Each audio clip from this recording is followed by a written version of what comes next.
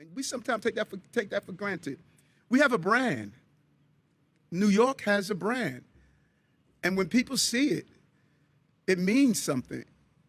You know, when we go there, it's not, Kansas doesn't have a brand. You know, when you go there, okay, you're from Kansas. No.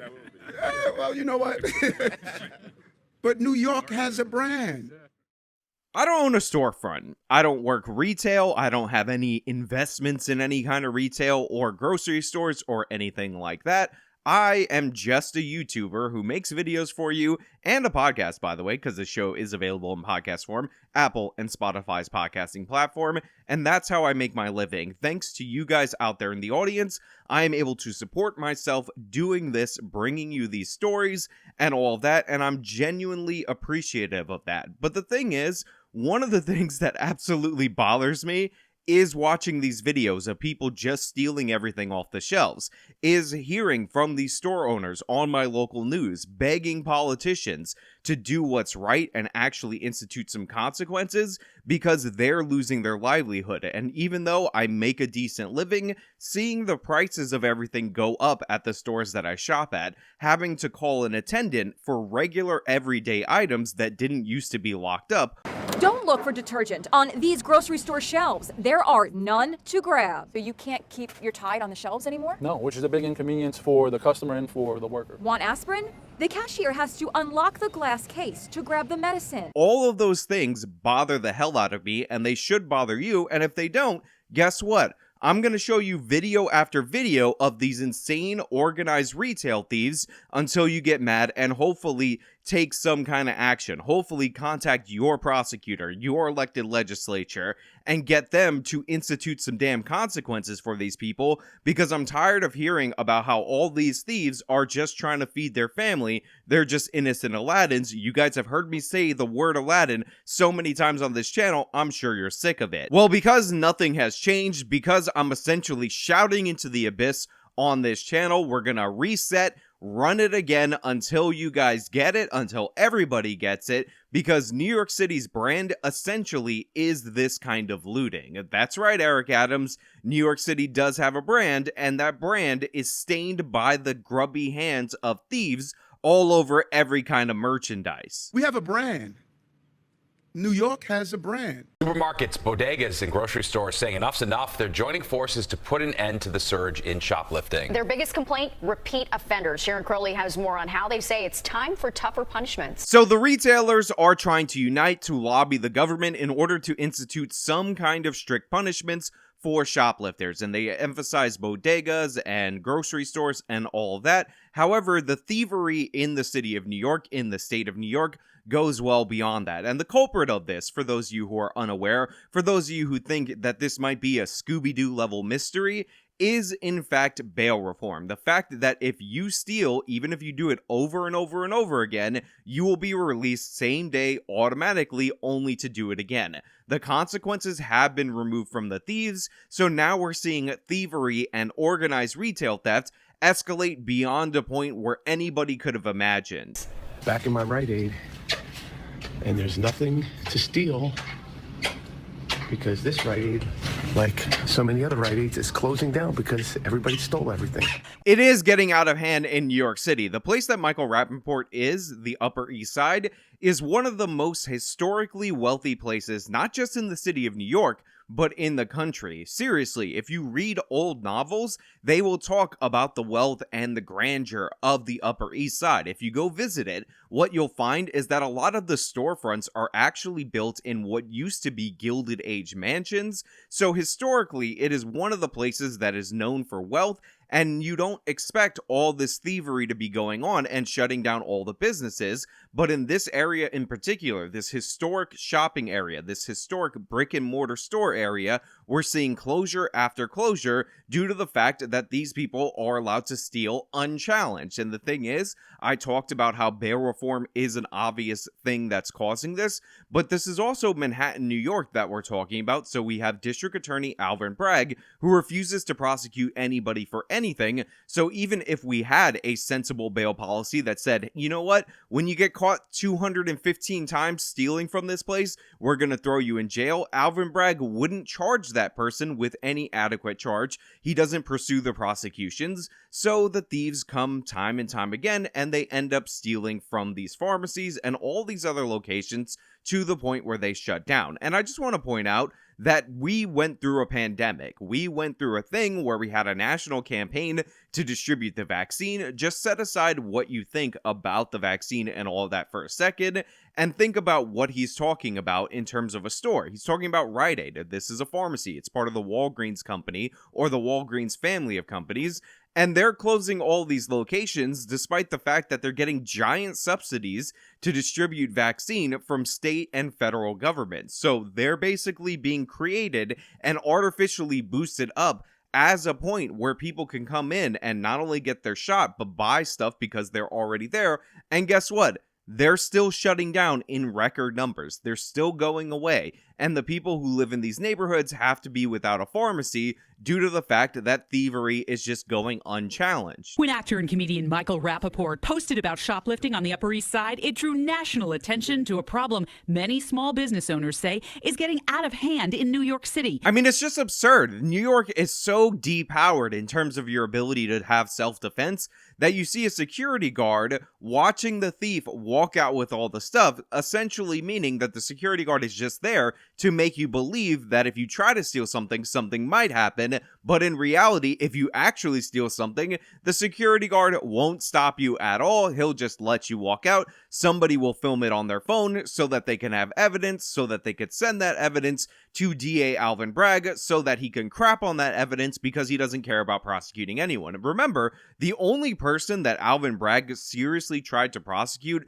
related to retail crime was Jose Alba, who defended himself on video against somebody who came behind the counter to attack him. That's somebody that he charged with murder, despite the fact that Alba was a 60-plus-year-old man attacked behind the counter, was being grabbed up by this career felon, by the way, also let out by bail reform and all these other woke criminal justice policies, and he did what he had to do to get out of that situation. So the thieves in New York City, the violent criminals, get to run wild, but the moment that you defend yourself, that's when Alvin Bragg, the Sean King, George Soros-backed district attorney, will crack down on you. That's when he has a problem. That's when he steps up. That's when he remembers that the district attorney's office is not a criminal advocacy organization, but is actually there to prosecute. Thieves repeatedly stealing store merchandise. Now, the setup for this story was that grocers and deli managers have gotten together to lobby the city for stricter consequences, so I thought that Fox, the local affiliate, was going to show videos of these local stores being robbed, like the Rappaport video of the shoplifter just walking past the security guard. But instead, they show us this ridiculous video where this guy is trying to steal what looks like to be a 75-inch television. Now, obviously, he's stealing that television because he's trying to feed it to his family. I don't know if you guys know this, but Samsung TVs are very nutrient dense, and that can feed his family for weeks. And this guy is not even having to be any kind of slick with this theft. Not that you can be slick with the 75-inch television theft, because he can barely pick it up. Not that anybody's trying to stop him. He's just struggling to steal it out of the store all on his own, even unimpeded. This is what we're watching. You know that show, Masterminds, that used to be on TV, where they would go over the slickest, smartest criminals and their sophisticated scams? This is the low level of criminality that people are just getting away with in the city of New York. This guy trying to steal a TV that he can't figure out how to lift by himself. It's embarrassing, it's humiliating, and again, people say that this guy is the victim because obviously he wouldn't be stealing that TV if not for the deep, sad socioeconomic factors that he has. And by sad socioeconomic factors, I mean he wants to watch the Super Bowl, his TV's only 65 inches, so he really needs a 70 to 85-inch television in order to do so. Some say with little or no consequences. Again, another example of people desperately stealing food for their family. You saw that group of people stealing handbags from a luxury store because we all know There is nothing more nutrient dense, even more nutrient dense than a Samsung television, than Gucci handbags, than Louis Vuitton handbags, and they're just doing it in broad daylight, and people are just standing idle. I know that you see that there's mannequins in frame, but I'm telling you, there's also employees that are there and they can't do anything because they will face criminal consequences for daring to stop these people from stealing. And again, this is just another way that we end up funneling people into Amazon shopping, because who wants to go to a store with no items on the shelves? How can these stores stay in business when theft is out of control? We're going to see a ton more people get fired from these retail locations, all because the prosecution and the city and state of New York don't want to do their damn job and perform one of the basic purposes of government, which is protecting people's private property rights.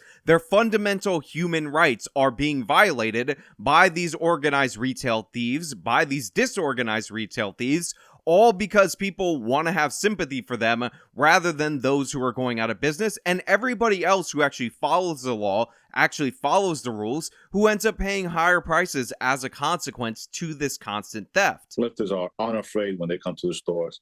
They feel it's their right to take whatever they want and just walk out with it. Nelson El Sabio is with the National Supermarket Association. He and other bodega and grocery store owners have formed a group called Collective Action to Protect Our Stores. Now, like I said in the open, I love the show Masterminds. I love hearing about these criminals, whether it be in fiction or nonfiction works, that are slick, intelligent, that mastermind these great heists, and then ultimately end up slipping up, and that's what leads them to be caught.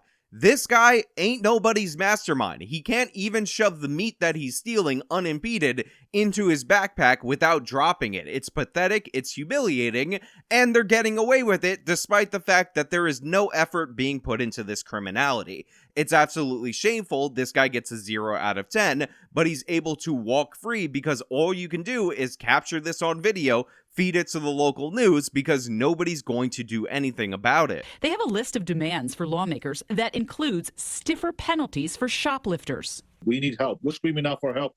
Basically, that's what we're doing right now. Now, I know you might be a little bit confused about the window smashing and all this organized retail theft. You might think, wait a minute, the news media, the national news media, actually told me that that was civil rights protesting, but I am going to assure you that is not actually the case. This is just looting and thievery and criminality.